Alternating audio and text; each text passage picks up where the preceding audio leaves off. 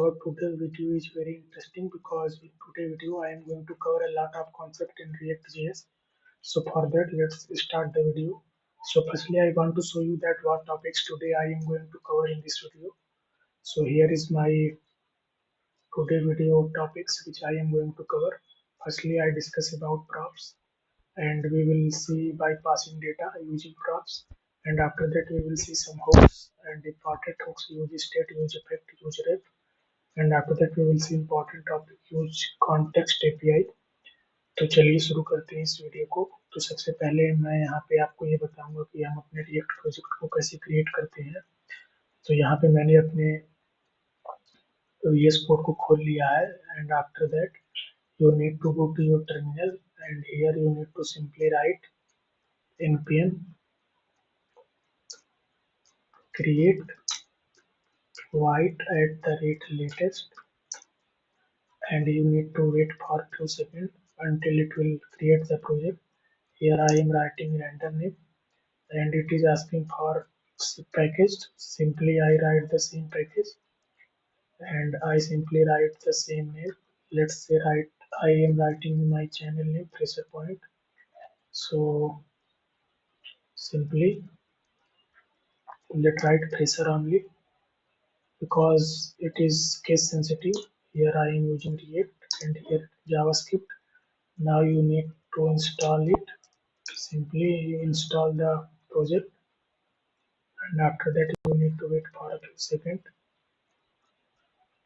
सो यहाँ पे आप देख रहे हैं कि इसने कुछ फाइल को यहाँ पे क्रिएट कर दिया है। तो सबसे पहले मैं सभी फाइलों को हटाता हूँ क्योंकि ये बहुत ही अननेसेसरी फाइल्स हैं।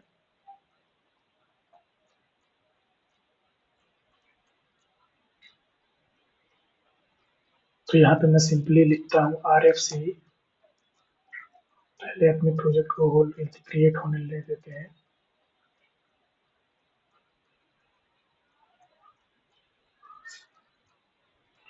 अब यहाँ पे मैं सिंपली लिखूंगा npm run dev और इसके बाद मैं यहाँ पे क्लिक करता हूँ इस पे। तो आप यहाँ पे देख सकते हैं कि हमारा ये जो प्रोजेक्ट है ये बन चुका है और यहाँ पे मैं सिंपली लिखूंगा RFC। तो ये हमारा शॉर्टकट कमांड है, इसको आप यहाँ से जाके सर्च एक्सटेंशन में सिंपली लिखेंगे ES7 React Redux। तो आपको ये शॉर्टकट मिल जाएगा। यहाँ पे इसको आपको इंस्टॉल करना पड़ेगा। तो यहाँ पे मैं चलता हूँ अपने app.jsx में। तो मैं सबसे पहले आपको बताऊंगा कि हम इसमें कंपोनेंट कैसे क्रिएट करते हैं। तो मैं यहाँ पे सिंपली अपने साथी में 3 और फाइल बना लेता हूँ।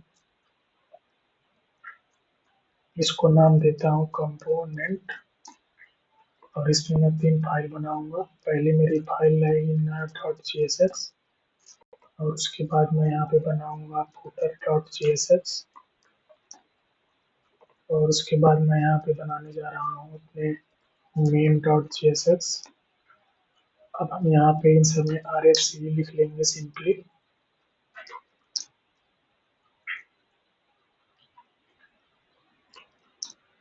अब सिंपली आपको ये फाइल यहाँ पे app.jsx में इसका नाम लिखना है।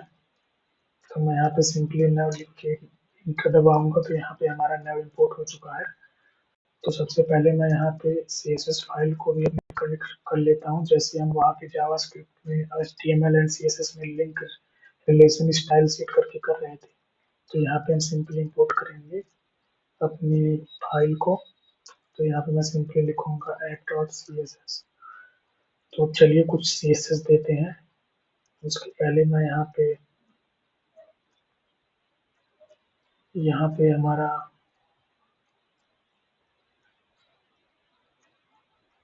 यहाँ पे स्लैश रहेगा और अब हमारा यहाँ पे सही है। तो मैं यहाँ पे सिंपली एक और काम करता हूँ। यहाँ पे मैं चलता हूँ अपने नाम में और कुछ प्रोजेक्ट लिखता हूँ। नैव को हम अपने बनाएंगे पहले। इसको मैं क्लास दे देता हूँ नैव।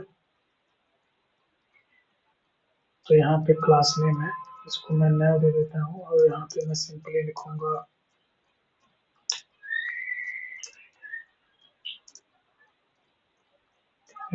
H1 और यहाँ पे मैं हेडिंग के तौर पे अपने ही चैनल का नाम लिख देता हूँ फ्रेशर्स पॉइंट। और यहाँ पे हम कुछ लिस्ट आइटम्स बनाएंगे।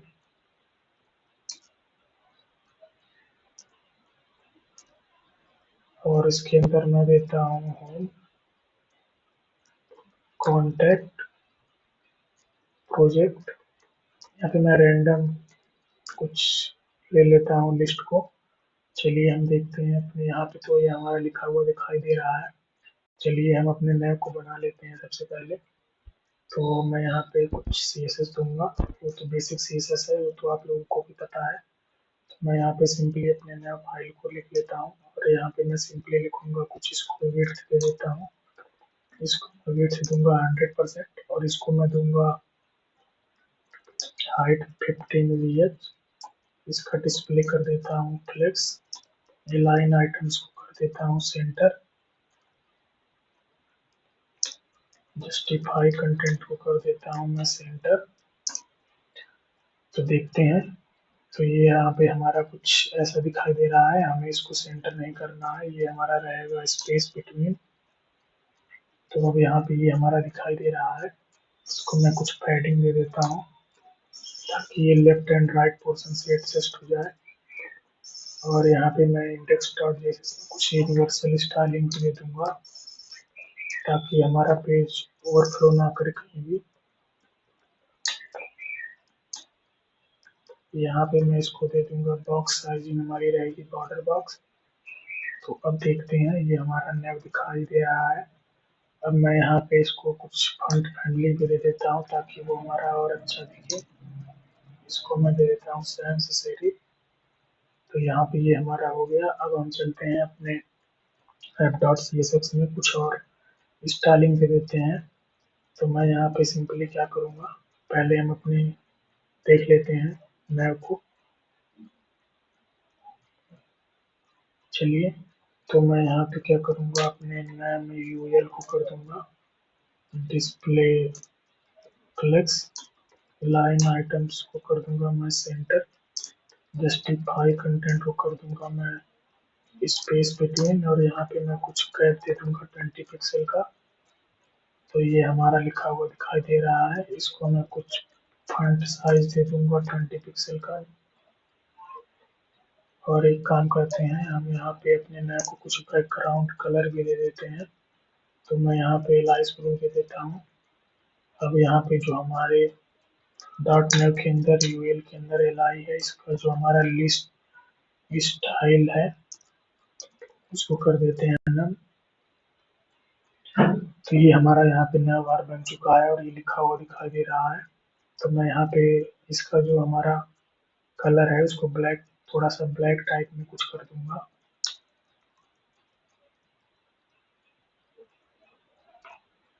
और ये जो हमारा कलर है इसको मैं कर दूंगा वाइट।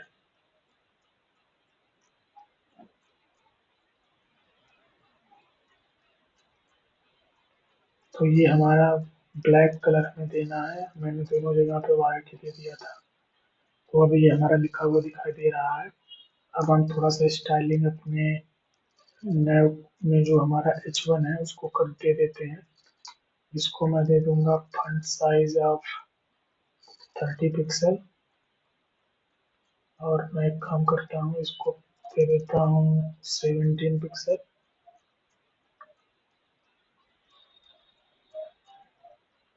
यहाँ पे हम देख लेते हैं अपने H1 को। तो कुछ स्टाइलिंग करते हैं अपने H1 पे। अब इसको मैं दे दूंगा फॉन्ट साइज ऑफ 400। इसको कुछ बैकग्राउंड देते हैं हम पहले। ये हमारा रहेगा लीनियर ग्रेडियंट, और ये राइट की तरफ इसको कर देते हैं, और इसको कर देते हैं हम ब्लू और रेड। और इसको ब्लू में हम कुछ इस टाइप का ब्लू कर देते हैं। और यहाँ पे मैं एक काम करता हूँ, बैकग्राउंड जो हमारा बैकग्राउंड में क्लिप है,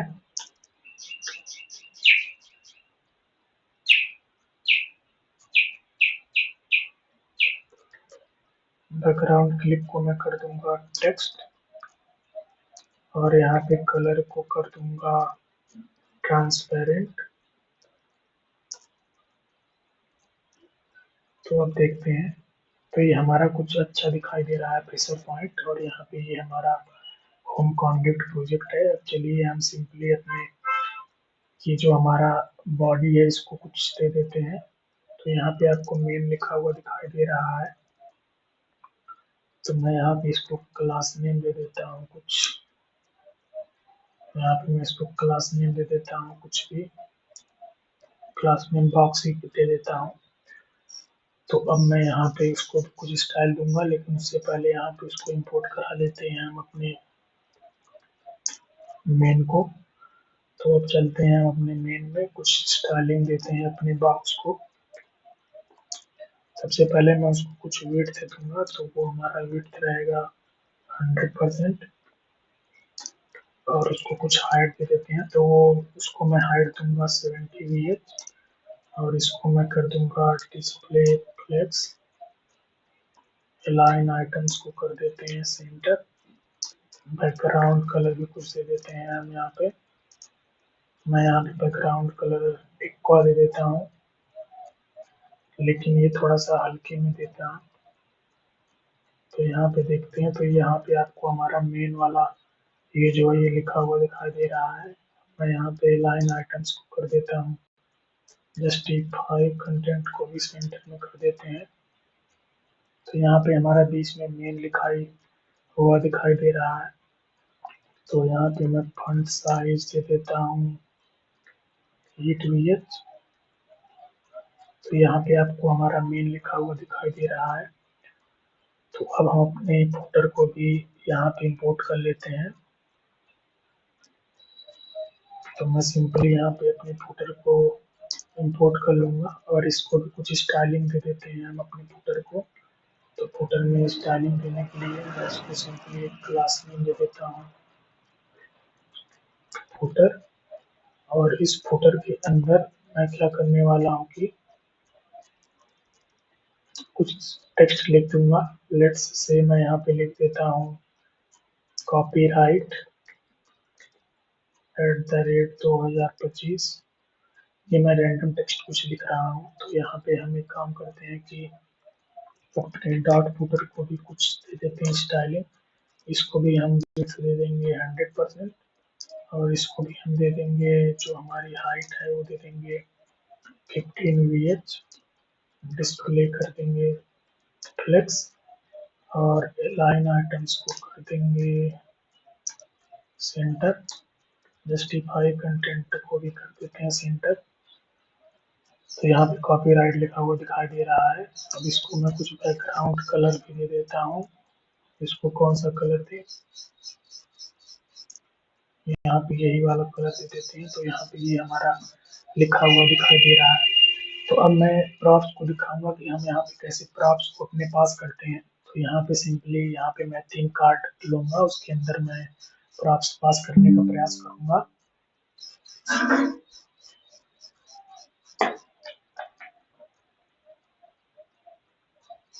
तो चलिए शुरू करते हैं। हम यहाँ पे सबसे पहले समझेंगे कि हमारा ये जो प्रॉप्स है वो क्या है। तो यहाँ पे आप देख सकते हैं कि सिंपली यहाँ पे लिखा हुआ है props are read only attribute used to pass data from one component to another, typically from parent to child। लेकिन हम यहाँ पे इसको पढ़ने से ज्यादा देखेंगे तो और अच्छे समझ में आएगा। So let's move towards understanding our first topic props. तो उसके लिए मैं यहाँ पे एक और कंपोनेंट बना लेता हूँ। उसको मैं दे दूंगा कार्ड। देखते हैं कि हम अपने कार्ड को कैसे करेंगे। तो उसके लिए मैं यहाँ पे प्रॉप्स को समझने के लिए एक और मैं यहाँ पे फोल्डर क्रिएट करूँगा, और उसका नाम दे दूंगा, मैं यहाँ पे कुछ भी दे देता हूँ। मैं यहाँ पे सिंपली लिखूंगा कार्ड। और इस कार्ड के अंदर मैं यहाँ पे एक और फाइल बना लूंगा, और इसको दे दूंगा मैं प्रोफाइल .jsx। तो यहाँ पे मैंने इसको क्रिएट कर लिया है। तो सबसे चलते हैं इसको अपने मेन में पहले हम कॉल करा लेते हैं। RFC की मदद से मैं बॉयलरप्लेट कोड जनरेट कर लेता हूँ। उसके बाद मैं यहाँ पे सिंपली लिखूंगा प्रोफाइल। तो यहाँ पे हमारा इंपोर्ट हो चुका है। तो आप यहाँ पे देख सकते हैं कि हमारा प्रोफाइल लिखा हुआ दिखाई दे रहा है। तो अब हम चलते हैं अपने प्रोफाइल डॉट जेएसएक्स में और यहाँ पे हम कुछ कार्ड जैसा बना लेते हैं। तो यहाँ पे सबसे पहले मैं इसको दे देता हूँ क्लास में, प्रोफाइल ही दे देता हूँ। तो हम एक काम करेंगे कि सबसे पहले इस प्रोफाइल को मैं कुछ हाइट एंड विड्थ दूंगा। तो उसके लिए मैं यहाँ पे सिंपली अपने ऐप डॉट सी6 को इम्पोर्ट कर लेता हूँ। Import app dot C S S. तो अब अपने इस प्रोफाइल पे चलते हैं और इस प्रोफाइल के अंदर मैं यहाँ पे पहले हमारा रहेगा कुछ नेम। H1 के अंदर मैं दे देता हूँ नेम और यहाँ पे मैं दे देता हूँ प्रोफेशन।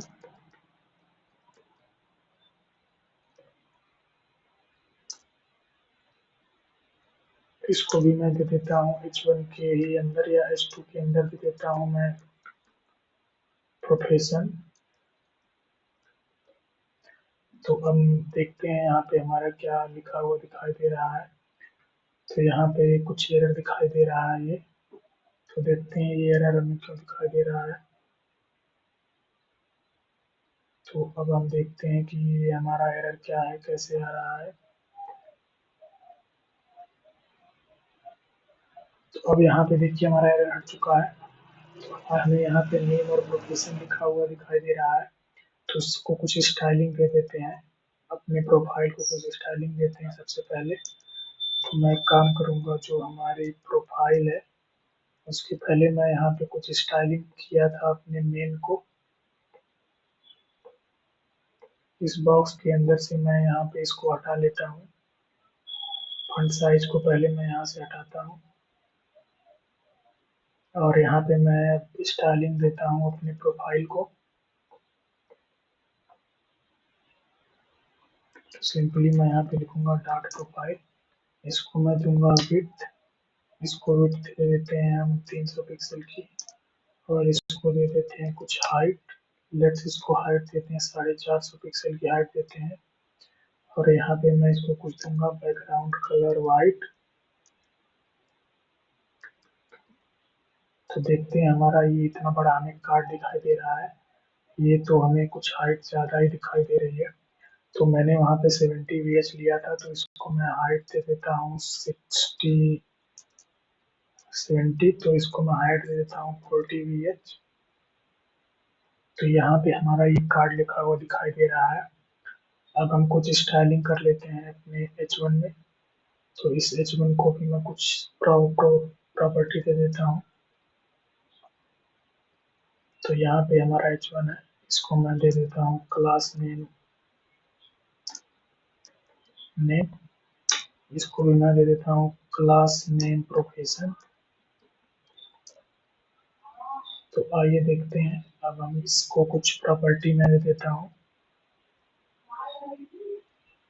डॉट नेम को मैं दे दूंगा प्रॉपर्टी। इसको मैं दे दूंगा फॉन्ट साइज जो हमारा है वो हो जाए 20 पिक्सल। लेट्स देखते हैं, तो कुछ ज़्यादा ही छोटा हो गया है। इसको मैं दे देता हूँ पैडिंग। लेफ्ट से इसको मैं पैडिंग दे देता हूँ 40 पिक्सल की। तो ये हमारा कुछ यहाँ पे दिखाई दे रहा है। इसको मैं दे देता हूँ पैडिंग 200 पिक्सल। तो एक काम करते हैं, अपनी ये जो हमारी प्रोफाइल है इसमें हम एक प्रॉपर्टी ऐड करेंगे तो ये हमारा अपने आप सेटल हो जाएगा। तो एक काम करते हैं, इसको हटाते हैं। यहाँ पे मैं दूंगा डिस्प्ले फ्लेक्स। फ्लेक्स डायरेक्शन को मैं कर देता हूँ कॉलम। लाइन आइटम्स को मैं कर देता हूँ सेंटर। जस्टिफाई कंटेंट को मैं कर देता हूँ सेंटर। तो अब हमारा यहाँ पे कार्ड ही जो है ये बीच में लिखा हुआ दिखाई दे रहा है। तो अब मैं यहाँ पे जाता हूँ, हमारे नव dot G S x main dot G S x हमारा है। Profile dot G S x में मैं यहाँ पे सिंपली एक काम करता हूँ। यहाँ पे मैं एक प्रॉप्स पास करने जा रहा हूँ और यहाँ पे मैं लिखता हूँ प्रॉप्स। इसको हटाते हैं हम। तो यहाँ पे प्रॉप्स हो गया हमारा। अब मैं यहाँ पे सिंपली लिखूंगा प्रॉप्स डॉट नेम और इसको मैं लिखूंगा इसमें, और यहाँ पे मैं लिखूंगा props डॉट प्रोफेशन। इसको करते हैं cut। यहाँ पे लिखते हैं props डॉट प्रोफेशन। तो अब मैं यहाँ पे जाता हूँ हमारे मेन में, और यहाँ पे मैं सिंपली लिखूंगा नेम इज इक्वल टू, मैं यहाँ पे कुछ नेम दे देता हूँ उसको। नेम दे देता हूँ मैं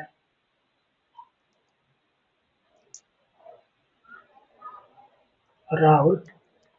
तो यहाँ पे देखते हैं हमारे प्रॉप्स में, यहाँ पे आप लोगों को राहुल लिखा हुआ दिखाई दे रहा होगा।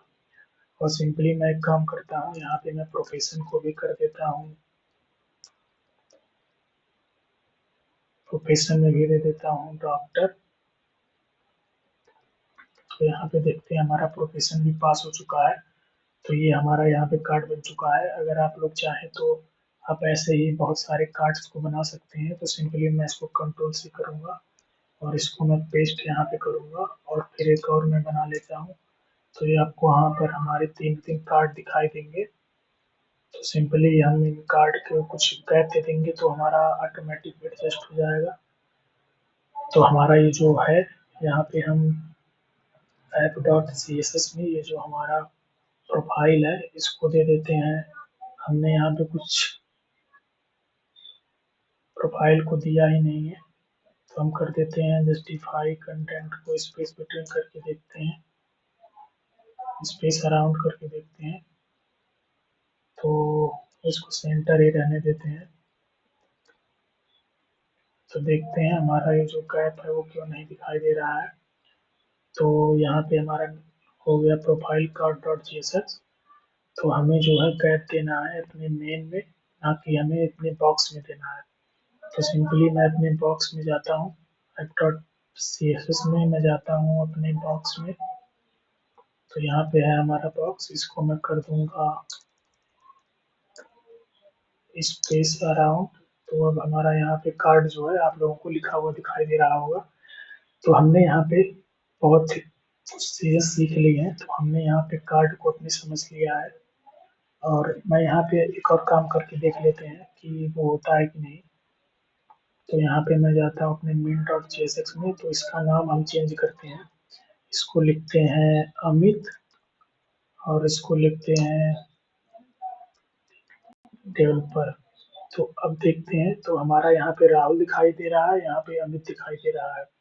तो अब हम यहाँ पे एक और काम करते हैं, यहाँ लिखते हैं प्रवीण, और यहाँ पे लिखते हैं इंजीनियर। तो अब यहाँ पे हम देख सकते हैं कि हमारा प्रवीण, अमित और तीनों अलग अलग दिखाई दे रहा है। तो इस तरह से हम अपने ड्राफ्ट्स को पास करते हैं। तो हमने यहाँ तक काफ़ी चीज़ें सीख ली हैं। तो अब हम चलते हैं अपने अगले टॉपिक की तरफ। तो यहाँ पे हम देखते हैं हमारा अगला टॉपिक क्या है। तो हमें समझना है, यहाँ पे उसको देखना है, कॉन्टेक्स्ट एपीआई को देखना है। तो हम चलते हैं, सबसे पहले बनाते हैं एक नए फाइल को, और उसमें हम फिर से एक बार और देख लेते हैं कि हम कैसे अपने इन सबको बनाते हैं, जनरेट करते हैं। तो उसके लिए सबसे पहले मैं यहाँ पे क्रिएट करता हूँ, इस सबको हटाते हैं, और यहाँ पे मैं सिंपली यहाँ पे क्रिएट करूँगा एक और फोल्डर। लेकिन ये हमारा ये जो कंप्लीट प्रोजेक्ट है ये इस कंप्लीट में क्रिएट हो चुका है। तो सिंपली हम इसको यहाँ पे चलते हैं और एक नया फोल्डर बनाते हैं। इस विंडो को हम कर देते हैं क्लोज। तो इसको हटाते हैं, यहाँ पे हमारा कुछ डिलीट हो रहा है क्योंकि ये मेरा लैपटॉप जो है वो ज़्यादा पुराना है, इसकी वजह से सारी प्रॉब्लम आ रही है। तो मैं सिंपली यहाँ पे क्रिएट करता हूँ ये टू के नाम से फोल्डर, और इस फोल्डर में मैं जाता हूँ और यहाँ पे लिखता हूँ शो मोर ऑप्शन पे क्लिक करता हूँ। तो देखते हैं, देखिए हमारा जो लैपटॉप है ये थोड़ा सा कुछ प्रॉब्लम क्रिएट कर रहा है। इसको मैं बाद में वीडियो से हटा दूंगा। तो हम यहाँ पे वी एस कोड ही खोल लेते हैं, उसमें जाते हैं और यहाँ पे मैं एक नई फाइल खोल लेता हूँ। सिंपली यहीं से मैं खोल लेता हूँ, मैं फोल्डर पे जाऊँगा और यहाँ पे मैं सिंपली जाता हूँ डेस्कटॉप पे। मैंने जो अभी एक फोल्डर नया वाला बनाया था, तो देखते हैं हमारा वो फोल्डर हमारा कहाँ पे है। तो ये रहा हमारा फोल्डर, इसको ओपन कर लेते हैं यहाँ पे।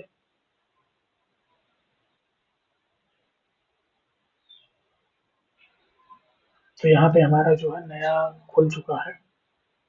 तो हम चलते हैं और यहाँ पे क्रिएट करते हैं एक फाइल, और इसको फाइल को नाम दे देते हैं हम रिएक्ट लर्निंग। और हम यहाँ पे सिंपली जाएंगे अपने न्यू टर्मिनल में और यहाँ पे लिखेंगे cd रिएक्ट लर्निंग। और इस रिएक्ट लर्निंग के अंदर जाके मैं सिंपली फिर वही कमांड लिखूंगा npm create void @latest and let's wait for few second. उसके पहले जब तक हो रहा है तो हम देख लेते हैं कि हम यहाँ पे और क्या क्या करने वाले हैं। पहले हम प्रोजेक्ट का नाम दे देते हैं, पैकेज का नाम दे देते हैं, हमें कुछ नाम देना ही पड़ेगा। तो मैं यहाँ पे सिंपली लिख देता हूँ रिएक्ट लर्निंग। और ये हम रिएक्ट की मदद से करने वाले हैं। जावा स्क्रिप्ट सेलेक्ट कर लेते हैं। अब यहाँ पे हम इंस्टॉल कर लेते हैं पैकेजेस को। तो हम चल लेते हैं यहाँ पे देखते हैं। तो यहाँ पे देख सकते हैं कि हमें पढ़ना है यूज स्टेट हुक के बारे में। तो यहाँ पे सिंपली मैंने लिखा है use state is hook that allow you to add state to functional component, it return a state variable and a function to update it। तो इसका मतलब सिंपली ये कहना चाह रहा है कि अगर हमें एक स्टेट से दूसरी स्टेट में जाना है तो उसके लिए ये हमारा बहुत ही फायदेमंद है। तो मैं अभी कोड लिखूंगा, उससे आपको और अच्छे समझ में आएगा। तो यहाँ पे ये हमारा अभी भी यहाँ पे इंस्टॉल कर रहा है, इसको इंस्टॉल हो जाने देते हैं। और उसके बाद देख लेते हैं कि हमें यूज इफेक्ट के बारे में पढ़ना है, यूज इफेक्ट के बारे में पढ़ना है। फिर हम हमारा बहुत ही इंपॉर्टेंट टॉपिक पढ़ेंगे, वो हमारा कॉन्टेक्स्ट एपीआई। वीडियो में हमारा जो है, ये मेरा वीडियो 30 मिनट तक लिमिटेड है। तो देख लेता हूँ इसमें और कितना टाइम बचा हुआ है। तो अभी हमारे पास काफ़ी सारा टाइम है, तो और अच्छे से इसको कंप्लीट करते हैं। तो यहाँ पे ये हमारा लोड हो चुका है। तो मैं यहाँ पे सिंपली लिखूंगा npm create npm run dev। तो हमारा यहाँ पे सर्वर स्टार्ट हो चुका है। तो यहाँ पे आप लोगों को लिखिए, तो हमारा पहला वाला था। अब हम यहाँ पे चलते हैं और हम यहाँ पे अपने इसको खोल लेते हैं और अननेसेसरी फाइल को हटाएंगे। हमें बस कॉन्सेप्ट पे इस पे फोकस करना है। तो मैं यहाँ पे सिंपली लिख देता हूँ RFC।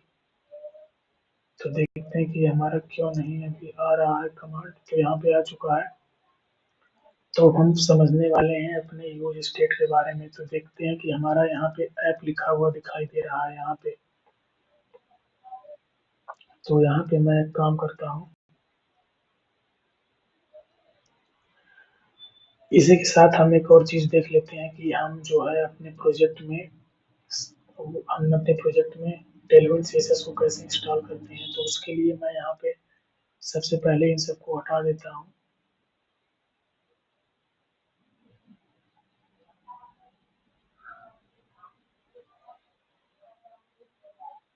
तो हमारा यहाँ सिंपल ऐप लिखा हुआ दिखाई दे रहा है।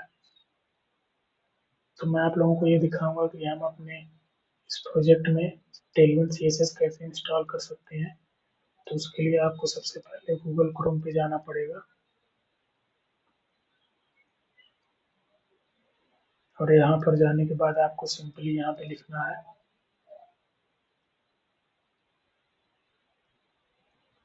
React Tailwind white. और इस पर क्लिक करने के बाद यहाँ पे पहले ही टाइप पे आपको क्लिक करना पड़ेगा। तो यहाँ पे ये सारी कुछ कमांड दिखाई दे रहा है, इसको आपको करना है। तो सबसे पहले मुझे, ये तो मैंने ऑलरेडी कर लिया है, यहाँ इसको इंस्टॉल करना है।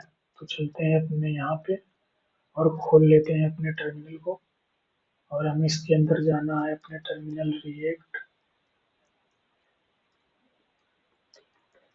लर्निंग में। यहाँ पे मैं सीधे लिखना भूल गया था, यहाँ पे लिखते हैं LEARNING। और यहाँ पे जाने के बाद सिंपली मैं इस कमांड को कर देता हूँ पेस्ट। और इसको हमें वाइट कॉन्फ्लिक्ट डॉट जीएस में इस वाले कोड को ऐड करना है। सिंपली इसको ऐड करेंगे। यहाँ पे हमारा white config डॉट जेएस है, तो इसको मैं सिंपली यहाँ पे ऐड कर देता हूँ। उसके बाद ये हमारा टेलमेंट सीएसएस है, इसको मैं यहाँ पे सिंपली कॉपी करूंगा और इसके अंदर मैं कॉमा लगा के इसको ऐड कर दूंगा। और सिंपली यहाँ पे हमें एक और काम करना है, इंपोर्ट करना है अपने इसको मेन सीएसएस में।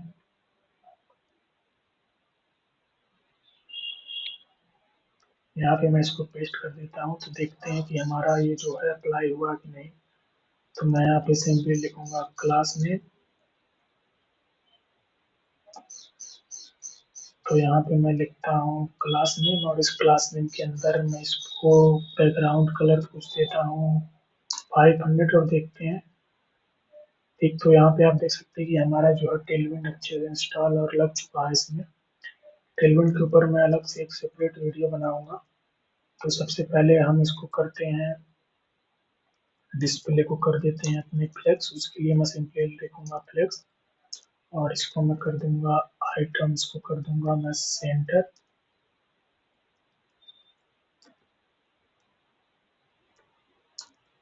तो यहाँ पे देखते हैं कि हमारा सजेशन क्यों नहीं आ रहा है। मेरा लैपटॉप बहुत ही स्लो काम कर रहा है, उसकी वजह से हो सकता है कि हमें ये ना दिखाई दे रहा हो। आइटम को शो कर देता हूँ मैं सेंटर, जस्टिफाई कंटेंट को मैं कर देता हूँ सेंटर। तो यहाँ पे हमारा ऐप जो है वो सेंटर में लिखा हुआ दिखाई दे रहा है। इसको मैं दे देता हूँ हाइट हमारी जो है वो स्क्रीन के बराबर ले ले। तो यहाँ पे आप देख सकते हैं कि अब जो है ये हमारा ऐप बीच में लिखा हुआ दिखाई दे रहा है। तो हम चलते हैं, सबसे पहले अपने यूज स्टेट के बारे में समझते हैं। तो मैं यहाँ पे सिंपली ले लेता हूँ एक H1 टैग, और यहाँ पे लिखता हूँ is this colour is red, और मैं यहाँ पे ले देता हूँ लेट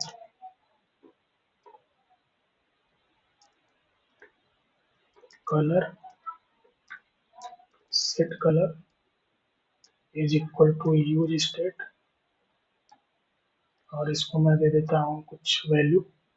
मैं यहाँ पे इसको दे दूंगा ब्लू। तो यहाँ पे एक काम करते हैं, इसको मैं यहाँ पे कट करके सिंपली यहाँ पे लिख देता हूँ कलर। तो अब देखते हैं हमें स्क्रीन पे दिस कलर इज रेड लिखा हुआ दिखाई देगा। तो देखते हैं हमारा यहाँ पे कुछ एरर आया है, क्या एरर है। तो यहाँ पे बोल रहा है कि हमारा जो ब्लू है वो डिफाइंड नहीं है। तो आई एम रियली सॉरी, ये हमारा एक स्ट्रिंग है, उसकी वजह से हमें ये एरर आ रहा है। तो यहाँ पे आप देख सकते हैं कि दिस कलर इज ब्लू। तो मैं यहाँ पे एक काम करता हूँ, यहाँ पे मैं एक काम करता हूँ, सिंपली लिख देता हूँ अपने अगले। अब मैं एक चीज चाहता हूँ कि जब मैं यहाँ पे एक बटन लगाता हूँ click to change the colour, और सिंपली रहने देते हैं यहाँ पे क्लिक। तो मैं चाहता हूँ पहले इसको कुछ दे देता हूँ मैं प्रॉपर्टी अपने इस क्लिक को। इसको दे देता हूँ मैं हाइट जो है वो दे देता हूँ 60 पिक्सल।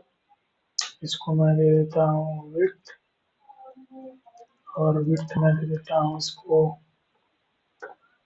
100 पिक्सल। तो देखते हैं, इसको मैं दे देता हूँ बीजी रेड 300। तो यहाँ पे हम हमारा क्लिक वाला बटन दिखाई दे रहा है। तो मैं यहाँ पे एक काम करता हूँ, मैं यहाँ पे अपने, अब मैं चाहता हूँ कि जब भी मैं इस क्लिक वाले बटन पे क्लिक करूँ तो मेरा जो कलर है वो यहाँ पे ब्लू से ब्लैक हो जाए। तो सिंपली मैं काम करता हूँ, यहाँ पे मैं इस पे लगाता हूँ ऑन क्लिक,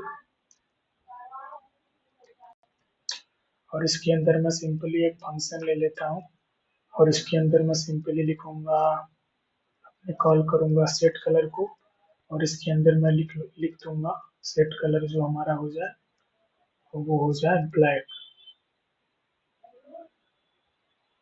तो अब देखते हैं कि हम अपने बटन पे क्लिक करते हैं तो यहाँ पे देख सकते हैं कि हमारा जो कलर है वो चेंज हो चुका है। तो मैं यहाँ पे फिर से एक बार आप लोगों को दिखाता हूँ।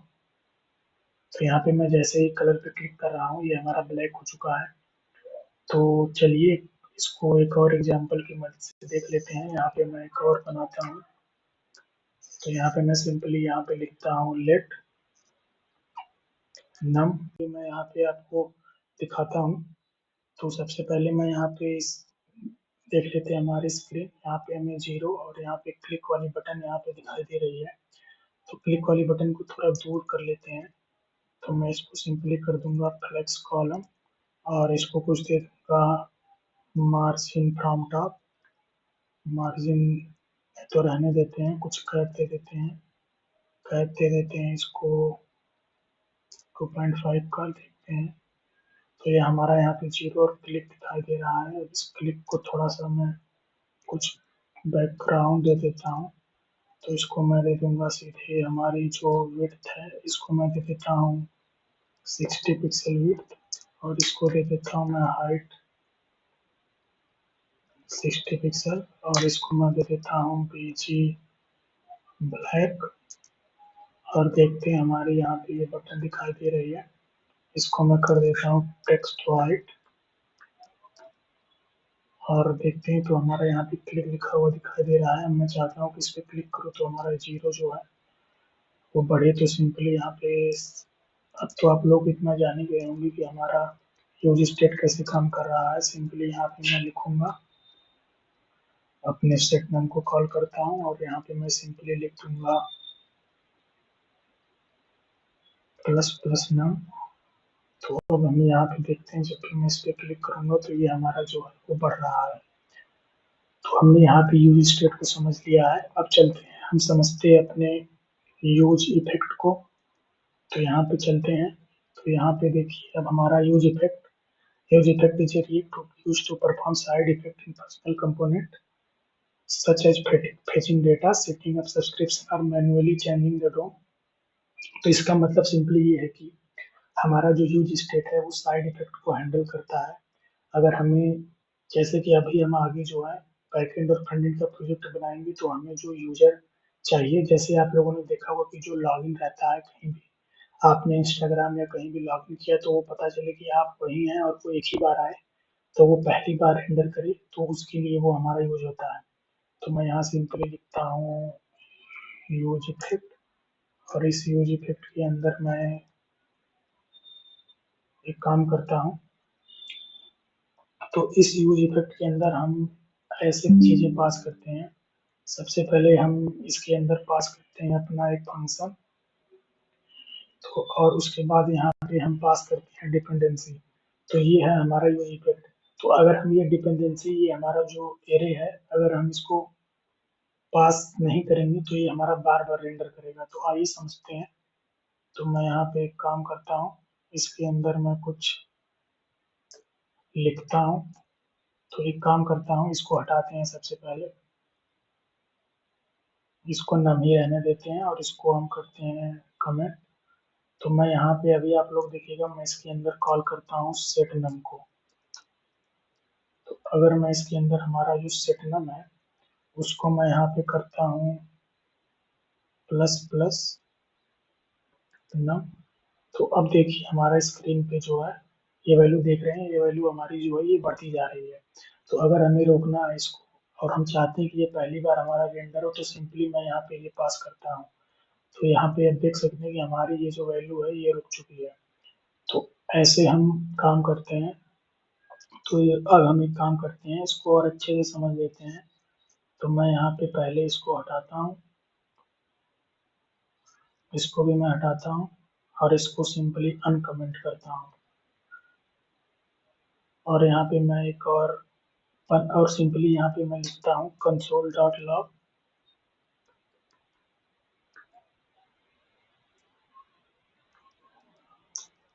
नम रेंडर्ड। तो अब आप लोग देखेंगे कि मैं यहाँ पे चलता हूँ इंस्पेक्ट में। तो मैं यहाँ पे चलता हूँ, इसको रिफ्रेश कर लेता हूँ। तो अब मैं इंस्पेक्ट में जाता हूँ और इंस्पेक्ट में जाने के बाद अब आप लोग यहाँ पे कंसोल में देखेंगे कि इसको रिफ्रेश करते हैं तो हमारा देख रहे हैं कि हमारा ये जो नम है ये रेंडर हो रहा है ऑलरेडी, और मैं यहाँ पे क्लिक करता हूँ तो ये हर बार मेरा रेंडर हो रहा है। तो अगर मैं यहाँ पे एक डिपेंडेंसी पास कर दूंगा तो ये हमारा नम है वो बस एक ही बार रेंडर होगा। तो इसको फिर से हम करते हैं रिफ्रेश। तो अब हम इसको रिफ्रेश करने के बाद क्लिक करते हैं तो यहाँ पे देखिए हमारा जो नम है वो रेंडर हो रहा है पहले से ही। तो अब ये हमारा जो नम है वो रेंडर नहीं हो रहा है। तो हमने यहाँ पे समझ लिया है अपने यूज इफेक्ट हुक को भी। और हम यहाँ पे अब चलते हैं आगे, और मैं एक और काम कर सकता हूँ यहाँ पे। अगर मैं यहाँ पे नम पास कर दूँ सिंपली, जो हमारा वो नम है, तो देखते हैं यहाँ पे क्या होता है। इसको रिफ्रेश कर लेते हैं। तो अब जो है ये हमारा एक ही बार रेंडर हो रहा है नम पास करने पे। तो यहाँ पे हम देख ये हमने यहाँ पे नम पास किया था। तो चलिए अब देखते हैं आगे हम और इसमें क्या क्या कर सकते हैं, क्या क्या समझ सकते हैं। तो हमने यूज इफेक्ट को समझ लिया है। तो अब हम आगे देखते हैं अपने यूजर को। अगर मैं इसको दे देता हूँ इतना बहुत है, तो चलिए अब हम आगे देखते हैं अपने। इसको कमेंट कर देते हैं पहले सबसे। तो अब हम देखने वाले हैं अपने यूजर को। तो ये यूजर को समझने के लिए मैं यहाँ पे इसको भी कमेंट कर देता हूँ। तो अब मैं यूजर में क्या करने वाला हूँ, यूजर में मैं सिंपली लिख दूंगा यहाँ पे इनपुट, और लिख देता हूँ यहाँ पे इनपुट टाइप जो हमारा रहेगा वो टेक्स्ट रहेगा। और यहाँ पे लिख देता हूँ placeholder enter anything button to focus me. तो हम यहाँ पे अब एक काम करते हैं,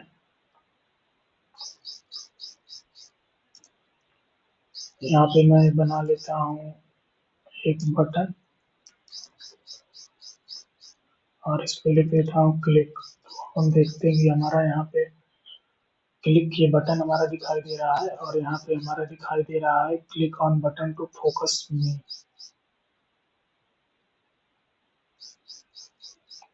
तो हमारा यहाँ पे ये लिखा हुआ दिखाई दे रहा है। तो हम देखते हैं, इसको हटाते हैं पहले, और इसको हम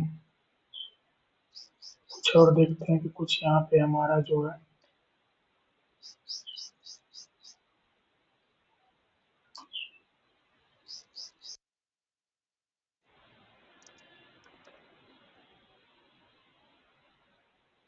तो देखते हैं हमारा ये क्यों नहीं दिखाई दे रहा है, हमारा जो इनपुट है वो कंप्लीट तरीके से क्यों नहीं दिखाई दे रहा है।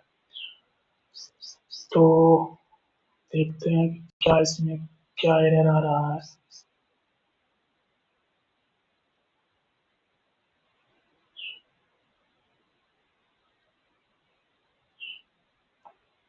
सबसे पहले तो हम यहाँ पे गैप को बढ़ाते हैं, इसको कर देते हैं गैप 5। तो हमारा यहाँ पे कुछ गैप दिखाई दे रहा है। तो हमारा ये जो प्लेस होल्डर है उसका साइज हमारा कुछ कम है। तो सिंपली यहाँ पे क्लिक ऑन बटन रहने देते हैं, और इसको एक काम करते हैं, कुछ हमारे प्लेस होल्डर को नहीं तो रहने देते हैं, तो हमें और अच्छे से समझ में आएगा। तो सिंपली मैं यहाँ पे लिखता हूँ कि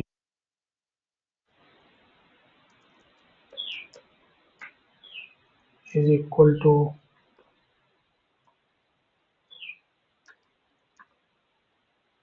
यूजर। और यहाँ पे मैं काम करता हूँ, तो हमने यहाँ पे अब हमें यूजर को देखते हैं कैसे क्या होता है।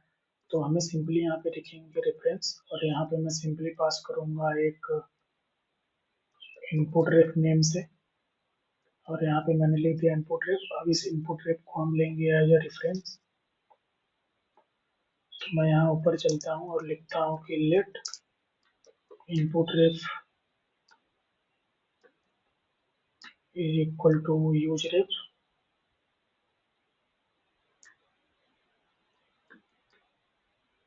तो हमने यहाँ पे इतना कर लिया है। अब मैं यहाँ पे एक बटन लेता हूँ, और ये हमारा बटन यहाँ पे लिखा हुआ दिखाई दे रहा है। तो अब मैं क्या करूँगा, इस पे लगाऊंगा ऑन क्लिक और इसमें से सिंपली मैं एक फंक्शन लिखूंगा क्लिक हैंडलर, और मैं यहाँ पे बनाता हूँ एक फंक्शन लेट क्लिक हैंडलर। यहाँ पे क्लिक हैंडलर को देख लेते हैं, इज इक्वल टू हम यहाँ पे बना लेते हैं एक फंक्शन, और इसमें मैं सिंपली क्या करूँगा, यहाँ पे लिखूंगा इनपुट रेफ डॉट करेंट डॉट फोकस। तो अब हम देखते हैं, जब हम इस पे क्लिक करते हैं तो यहाँ पे हमारा, यहाँ पे आप देख सकते हैं कि रेफरेंस की मदद मदद से हम यहाँ पे कैसे फोकस कर रहे हैं। तो हमने यूजर को भी समझ लिया है बहुत ही अच्छे तरीके से। तो अब हम चलते हैं और समझते हैं अपने यूज कॉन्टेक्स्ट को। तो उसके लिए मैं एक काम करता हूँ, इन सबको मैं खाली करता हूँ और सिंपली लिखता हूँ आर एफ सी। और यहाँ पे हम चल समझने वाले अपने कॉन्टेक्स्ट एपीआई को, और आज का ये हमारा आखिरी टॉपिक है। तो इसमें एक काम करते हैं कि चलता हूँ मैं इसमें, और मैं यहाँ पे इसमें लिखूंगा, अपने इसमें लिखता हूँ। सबसे पहले तो मैं यहाँ पे एक फाइल बनाता हूँ और इसको मैं लिख देता हूँ कि कॉन्टेक्स्ट। तो हमने यहाँ पे कॉन्टेक्स्ट बना लिया है, और यहाँ पे मैं लिखता हूँ user context dot G S x. तो हमारा ये बन चुका है। यहाँ पे मैं आर एफ सी लिख लेता हूँ। अब मैं अपने ऐप मेन में जाके उसको, ऐप को अपने यूजर कॉन्टेक्ट से रैप कर देता हूँ। यहाँ पे मैं सिंपली लिखूंगा यूजर कॉन्टेक्स्ट, तो वो हमारा ऊपर आ चुका है। और इसके अंदर मैं सिंपली अपने ऐप कंपोनेंट को ले लूंगा। अपने यूजर कॉन्टेक्स्ट में चलते हैं। अब देखेंगे कि हमारे यूआई पे, यहाँ पे हमें यूज कॉन्टेक्स्ट, इसको हटाते हैं, ये लिखा हुआ दिखाई दे रहा है, जबकि हम ये चाहते हैं कि हमारा ये जो ऐप में है, यहाँ पे मैं सिंपली लिखता हूँ ऐप। तो हमें ये जो ऐप वाला है, यहाँ पे हमें ये ऐप लिखा हुआ दिखाई देना चाहिए, लेकिन हमें वहाँ पे ऐप नहीं दिखाई दे रहा है। तो अभी ये जो हमारा ऐप है, ये यूजर कॉन्टेक्स्ट का चिल्ड्रन बन चुका है। तो मैं यहाँ पे सिंपली लिखता हूँ चिल्ड्रन पास, और यहाँ पे प्रॉप्स की तरह मैं यहाँ पे भी लिख देता हूँ चिल्ड्रन। तो यहाँ पे आप देख सकते हैं कि हमें यहाँ पे ऐप लिखा हुआ दिखाई दे रहा है। तो अब मैं एक काम करता हूँ, यहाँ पे बनाता हूँ एक्सपोर्ट कॉन्स्ट, और यहाँ पे ले लेता हूँ डेटा इज इक्वल टू, मैं ले लेता हूँ क्रिएट कॉन्टेक्स्ट। तो अब यहाँ पे हम अपने ये जो हमारा चिल्ड्रन है, इसको हम अपने डेटा डॉट प्रोवाइडर में रैप करेंगे, डेटा डॉट प्रोवाइडर। और इसके बाद मैं अपने इस चिल्ड्रन को उसमें डाल दूंगा, और यहाँ पे मैं कुछ वैल्यू दूंगा। तो इसके अंदर मैं दे देता हूँ वैल्यू को, वैल्यू ही दे देते हैं। और यहाँ पे मैं चलता हूँ और लेता हूँ let value is equal to, यहाँ पे इसमें मैं वैल्यू में कुछ भी ले लेता हूँ। यहाँ पे मैं ले लेता हूँ दिस इज फ्रेशर्स पॉइंट। तो अब हम यहाँ पे वैल्यू दे सकते हैं। अब इसको मैं यहाँ पे सिंपली जाऊँगा अपने app dot G S x में, और यहाँ पे जाने के बाद मैं सिंपली क्या करूँगा, जो ये हमारा वैल्यू है उसको लेने का प्रयास करते हैं। तो सबसे पहले मैं यहाँ लिखूंगा यूज कॉन्टेक्स्ट, और यहाँ पे जो हमने वहाँ पे नाम दिया था वो, और इसको दे देते हैं लेट नेम। और सिंपली अब इसको प्रिंट कराते हैं कंसोल डॉट लॉग, और यहाँ पे हमने नेम को प्रिंट करा लिया। तो अब हम यहाँ पे चलते हैं अपने कंसोल में,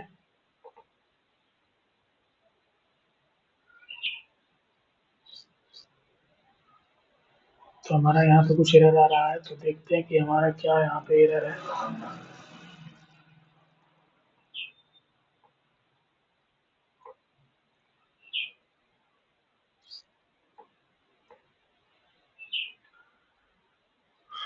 तो देखते हैं कि हमारा ये क्यों नहीं आ रहा है।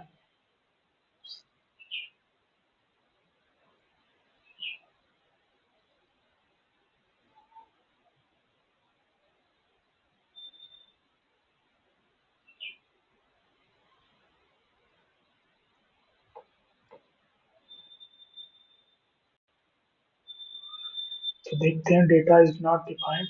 तो हमारा डेटा इंपोर्ट नहीं हुआ है क्या, देख लेते हैं।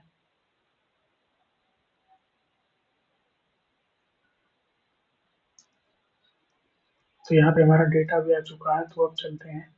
तो यहाँ पे आप देख सकते हैं कि हमारा दिस इज